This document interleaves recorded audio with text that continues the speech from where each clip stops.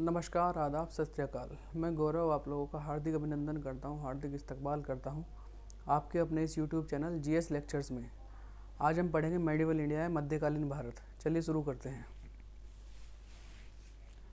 Medieval India या मध्यकालीन भारत।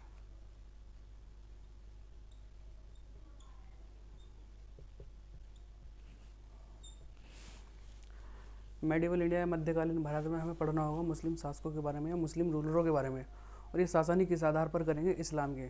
तो हेडिंग डालिए इस्लाम।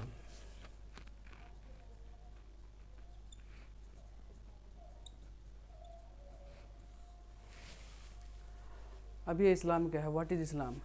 इस्लाम एक धर्म है जिसमें एकेश्वरवाद पर बल दिया गया है। कहने का मतलब एक ईश्वर को इम्पोर्टेंस दी गई है, जिसे अरबी में अल्लाह और फारसी में खुदा कहा गया है। और ऐसा कहा जाता है कि अल्लाह एक है और उसके जैसा दूसरा कोई नहीं।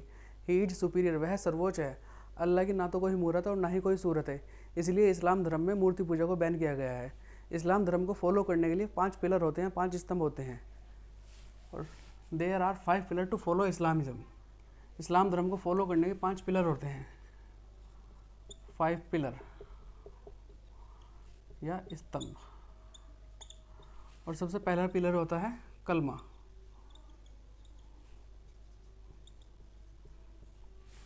The person who believe in कलमा, वह व्यक्ति जो कलमा पर विश्वास करता है वही एक सच्चा मुसलमान कहलाएगा। और अब ये कलमा क्या है? ला इलाहा इल्लल्लाह मोहम्मद रसूल अल्लाह। कहने का मतलब अल्लाह एक है और उसके जैसा दूसरा कोई नहीं। जो व्यक्ति बिना सवाल किए इसी बात पर विश्वास कर लेगा वही क्या कहलाएगा? कलमा। और दूसरा पिलर होता है एक सच्चा मुसलमान दिन में 5 दफ़े नमाज करेगा। तीसरा स्तंभ होता है एक सच्चा मुसलमान रमज़ान के महीने में रोज़ा रखेगा।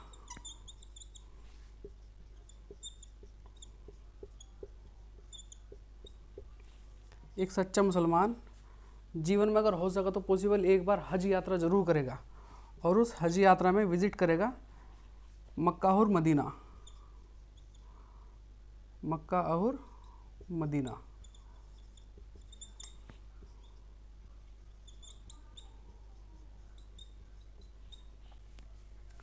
और 5वां स्तंभ होता है ज़कात।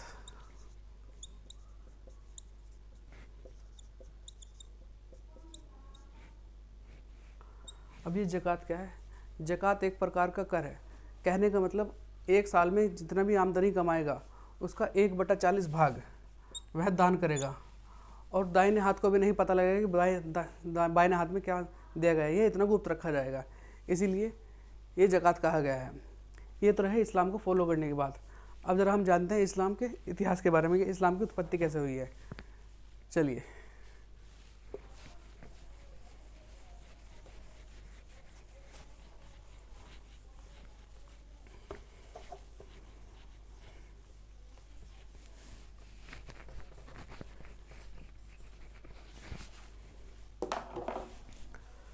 द फाउंडर ऑफ इस्लाम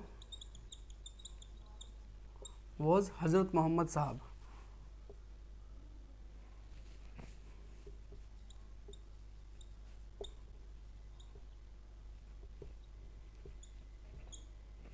इस्लाम धर्म के संस्थापक हज़रत मोहम्मद साहब को माना जाता है। मोहम्मद साहब का जन्म 570 ईस्वी में सऊदी अरब के शहर मक्का में हुआ।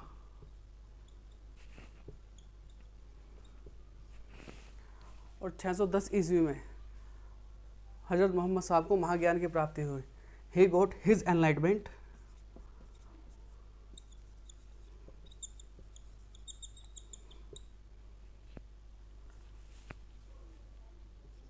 इन हीरा केव।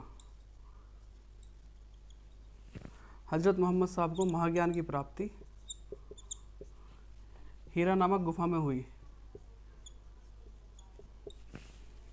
इस्लामिक मान्यताओं के अनुसार ऐसा कहा जाता है हज़रत मोहम्मद साहब जब हीरा नामक गुफा में घंटों घंटों तक मेडिटेट किया करते, घंटों घंटों तक ध्यान मग्न किया करते थे। और जब ये गुफा से बाहर आए और उन्होंने लोगों से कहा कि अल्लाह ने ही अपने एक फरिश्ते को मेरे पास भेजा था जिसका नाम था जिब्राइल, और उसी ने ही मुझे एक पवित्र पुस्तक दी थी जिसका नाम था कुरान, और मुझे बताया था कि तुम ही अल्लाह के आखिरी दूत हो, आखिरी रसूल हो, आखिरी मैसेंजर हो, और तुम्हारा काम इस धरती पर इस पवित्र पुस्तक का प्रचार करना है। मैं बिल्कुल सच बोल रहा हूँ, आप मेरी बात का विश्वास कीजिए। I am telling the truth. और जिन लोगों ने बिना सवाल किए इस बात पर विश्वास कर लिया वही क्या कहलाए, एक मुसलमान। और जैसे जैसे हज़रत मोहम्मद साहब ने उपदेश देना शुरू किया या इम्पीचमेंट देना शुरू किया, और उधर इनसिक्योरिटी बढ़ने लगी ईसाइयों की और यहूदियों की। इसीलिए हज़रत मोहम्मद साहब को 622 ईस्वी में हमेशा के लिए मक्का से मदीना शिफ्ट कर दिया गया। He shifted Mecca to Medina. और इस्लाम धर्म में इसी यात्रा को, हज़रत मोहम्मद साहब की इसी यात्रा को कहा गया है हिजारत।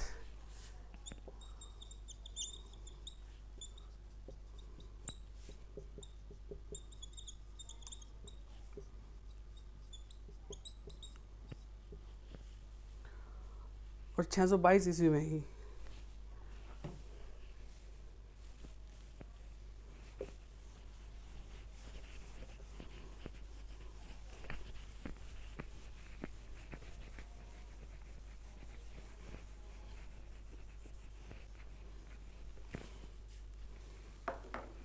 और 622 ईस्वी में ही इस्लामिक कैलेंडर की शुरुआत की गई, जिसे कहा जाता है हिजरी संवत।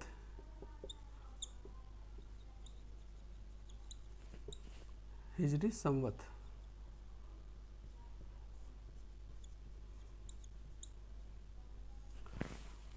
और सऊदी अरब के ही मदीना में हज़रत मोहम्मद साहब को इस्लाम धर्म का प्रचार प्रसार करते हुए 632 ईस्वी में ही मृत्यु हो गई। 632 ईस्वी में हुई हज़रत मोहम्मद साहब की मृत्यु मदीना में ही। और जैसे ही हज़रत मोहम्मद साहब की मृत्यु हुई तो सबसे पहला सवाल ये आता है कि हज़रत मोहम्मद साहब के बाद इस्लाम धर्म का उत्तराधिकारी, हज़रत मोहम्मद साहब का सक्सेसर कौन बनेगा। और जो सबसे प्रबल दावेदार हुआ करता था वो हुआ करते थे अली, क्योंकि यही हज़रत मोहम्मद साहब के दामाद भी हुआ करते थे और अली ही हज़रत मोहम्मद साहब के प्रथम शिष्य भी हुआ करते थे। लेकिन प्रथम उत्तराधिकारी हज़रत मोहम्मद साहब ने अली को नहीं बल्कि बनाया गया अबू बकर को।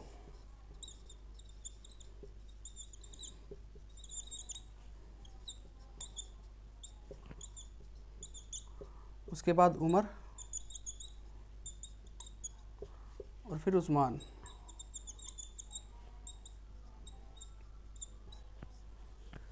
और फिर नंबर आया अली का। और जैसे ही अली उत्तराधिकारी बने उस समय के कुल मुसलमानों में डिस्प्यूट हो गया, विवाद हो गया, और कहने लगे, जो 15 से 20% थे वे कहने लगे हम तो अली को ही, हज़रत मोहम्मद साहब को पहला उत्तराधिकारी मानेंगे, उसके बाद अबू बकर, फिर उमर और फिर उस्मान। और जो 80% मुस्लिम लोग थे वे कहने लगे हम तो पहला उत्तराधिकारी अबू बकर को ही मानेंगे, उसके बाद उमर और फिर उसके बाद उस्मान, और फिर जाकर बनेंगे अली। तो इसी बात को लेकर इन दोनों कम्युनिटी में विवाद हो गया और यहीं से उत्पत्ति होती है इस्लाम धर्म में दो कम्युनिटी की, और यहीं पर इस्लाम धर्म दो समुदाय में विभाजित हो गया। ये 20% कहलाने वाले लगे सिया मुस्लिम, और ये 80% कहलाने लगे सुन्नी मुस्लिम।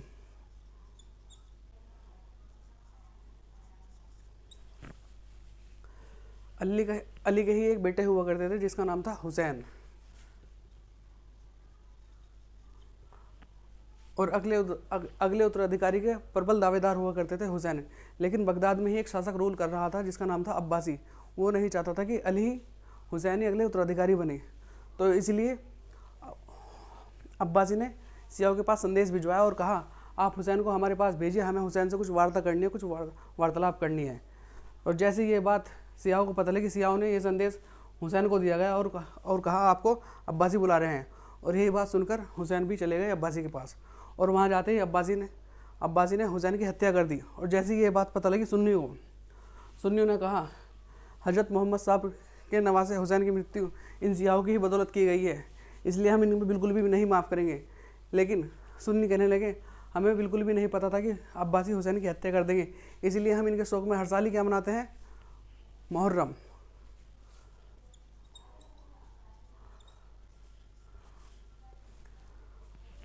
और सुन्नियों ने कसम खा ली कि अब हम अलिया सियाओं को ख़त्म करते रहेंगे। ये तो रहा इस्लाम धर्म के बारे में। और अब जानते हैं और यहीं से ही और अब जानते हैं अरब के आक्रमण के बारे में या अरब इन्वेजन के बारे में। हेडिंग डालिए अरेबियन इन्वेजन।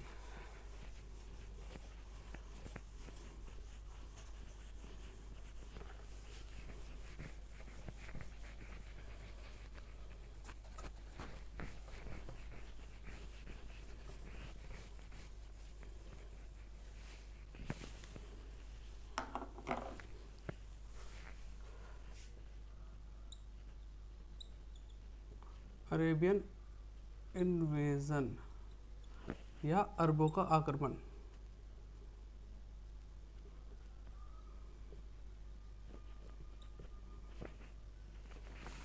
और इसमें हमें सबसे पहले पढ़ना पड़ेगा मोहम्मद बिन कासिम के बारे में।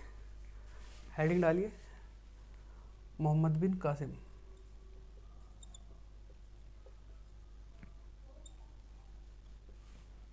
मोहम्मद बिन कासिम, जिसके बारे में हमें पढ़ना होगा 712 ईस्वी से लेकर 714 ईस्वी तक। अब हम ये जानते हैं कि मोहम्मद बिन कासिम कौन था और इसे क्यों भारत में आने की ज़रूरत पड़ी। आइए जानते हैं।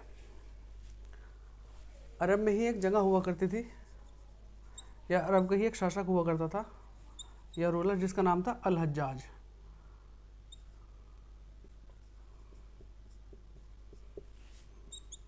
अल हज्जाज इसी का सेनापति हुआ करते थे मोहम्मद बिन कासिम। कहने का मतलब मोहम्मद बिन कासिम अरब का एक रूलर नहीं बल्कि एक सेनापति हुआ करता था। किसका? अल हज्जाज का। उस समय हमारे हिंदुस्तान में क्या स्थिति थी, आइए ये जान लेते हैं।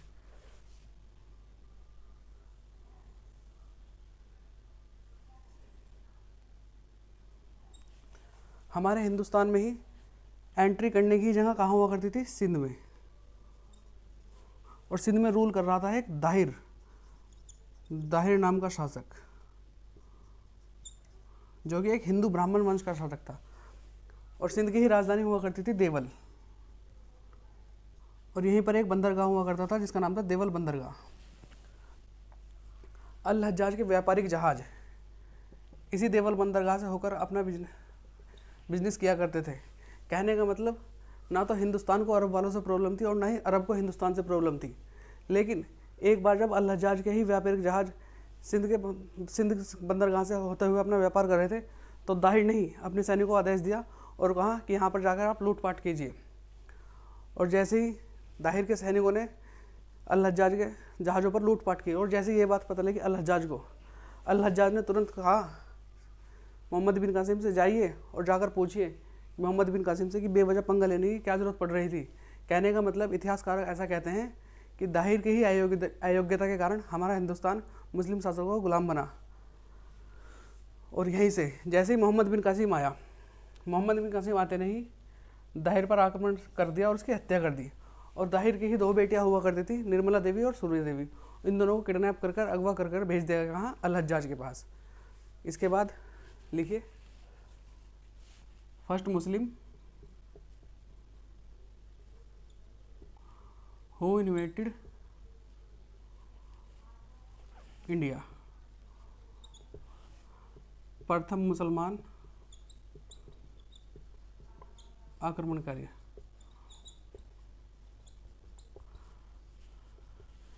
मोहम्मद बिन कासिम आने वाला प्रथम सफल मुसलमान का आक्रमणकारी था अरब से। इसके बाद मोहम्मद बिन कासिम ने दाहिर की जनता से कहा, अब तक आपकी सुरक्षा की जिम्मेदारी दाहिर की हुआ करती थी और अब आपकी सुरक्षा की जिम्मेदारी मेरी होगी। और दाहिर ने ही सिंध की जनता के सामने दो ऑप्शन रख दिए। यू हैव टू ऑप्शन, या तो आप इस्लाम धर्म कबूल कीजिए वरना आपको देना पड़ेगा जजिया। दाहिर अप्लाइड जजिया। दाहिर ने ही जजिया कर लगाया। अब ये जजिया कर कौन देगा? गैर मुसलमान होने का कर हुआ करता था जजिया। कहने का मतलब जो गैर मुसलमान थे, जो इस्लाम धर्म को कबूल नहीं करेंगे, उन्हीं को देना पड़ेगा जजिया। और जजिया में देना क्या पड़ेगा? अपनी ही इनकम का 1/2 से 2/3 भाग। और जो जजिया नहीं देगा वो होंगे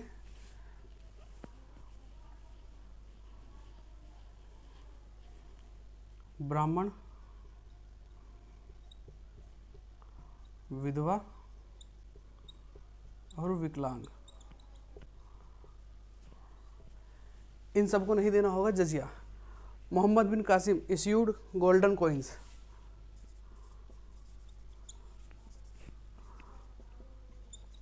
मोहम्मद बिन कासिम ने ही हिंदुस्तान में स्वर्ण सिक्के चलवाए,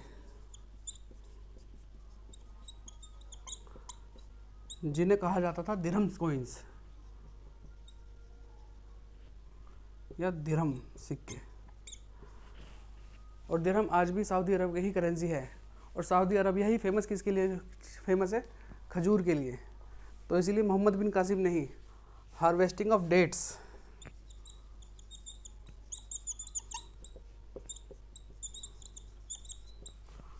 और कैमल हस्बेंडरिंग,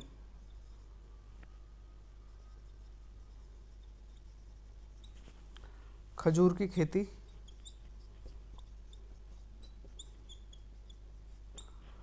और ऊंट पालन की शुरुआत करी।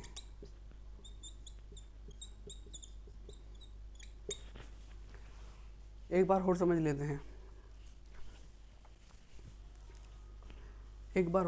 हैं, मोहम्मद बिन कासिम कौन था। मोहम्मद बिन कासिम अरब में ही एक रूलर हुआ करता था जिसका नाम था अल्लाजाज का ही सेनापति हुआ करता था मोहम्मद बिन कासिम। मोहम्मद बिन कासिम ही प्रथम मुसलमान आक्रमणकारी कहा जाता है हिंदुस्तान में। मोहम्मद बिन कासिम ने ही जजिया कर लगाया सबसे पहले। और आप लोगों के पास सवाल आएगा, हिंदुस्तान में सबसे पहले किस मुस्लिम शासक ने जजिया कर लगाया था? मोहम्मद बिन कासिम के। और जजिया कर किसको नहीं देना होता था? ब्राह्मण, विधवा और विकलांग को। मोहम्मद बिन कासिम के ही द्वारा गोल्डन कॉइन इश्यूज़ किए गए या स्वर्ण सिक्के चला गए, जिन्हें दिरहम कॉइन कहा जाता था, दिरहम सिक्के कहा जाता था। मोहम्मद बिन कासिम ने ही हिंदुस्तान में खजूर की खेती शुरू करी और ऊँट पालन की शुरुआत की। और आप लोगों के पास सवाल आएगा कि सबसे पहले हिंदुस्तान में खजूर की खेती कहाँ पर की गई थी? सिंध में। चलिए इससे आगे बढ़ते हैं।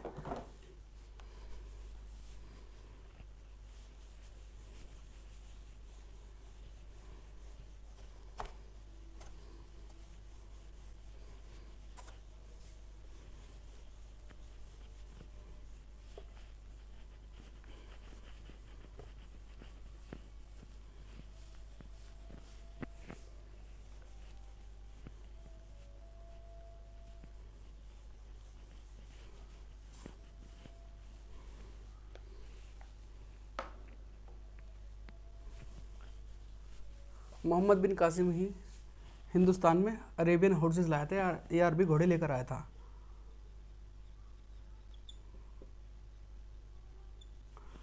अरबी घोड़े।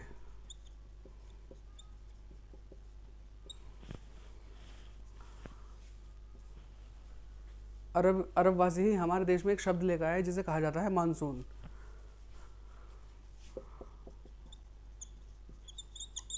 मानसून ये एक अरेबिक वर्ड है, मानसून। अरब वालों ने ही सबसे पहले एटलस बनाया या मानचित्रावली।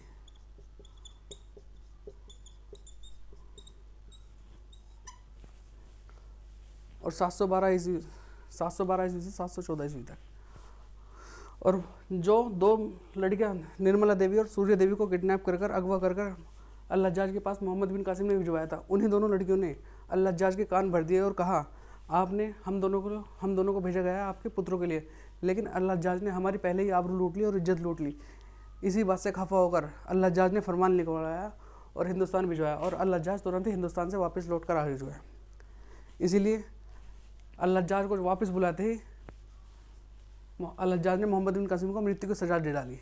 ये तो रही एक इतिहासकार की बात, लेकिन कुछ इतिहासकारों का ऐसा भी कहना है कि अल्लाजाज ने मोहम्मद बिन कासिम से अपनी वफादारी का सबूत मांगा, और अपने वफादारी के सबूत में मोहम्मद बिन कासिम ने अपनी नाट को ही अल्लाजाज के सामने पेश करवा दिया। तो ये तो रहा अल्लाजाज के बारे में, अरबों के आक्रमण के बारे में। आगे की कहानी को हम अगली क्लास में शुरू करेंगे, अगली कहानी में शुरू करेंगे। थैंक यू, धन्यवाद।